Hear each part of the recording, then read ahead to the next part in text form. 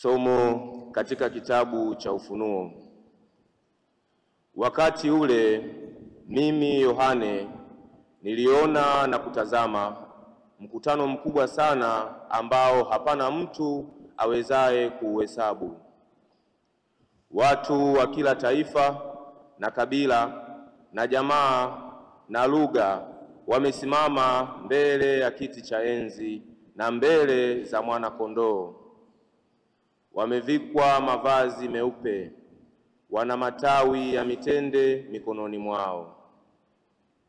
Mmoja wa wale wazee akaniambia, hao ndio wanatoka katika dhiki ile iliyokuu, nao wamefua mavazi yao na kuyafanya meupe katika damu ya Mwana-Kondoo.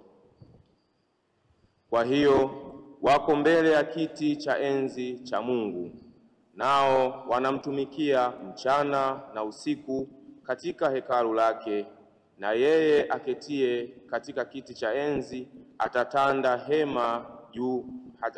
hema yake juu yao.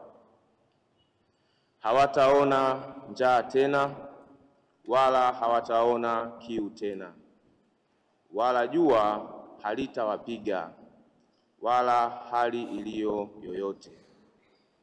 Kwa maana huyo Mwana-Kondoo aliye katikati ya kiti cha enzi atawachunga, naye atawaongoza kwenye chemchemi za maji yenye uhai, na Mungu atayafuta machozi yote katika macho yao.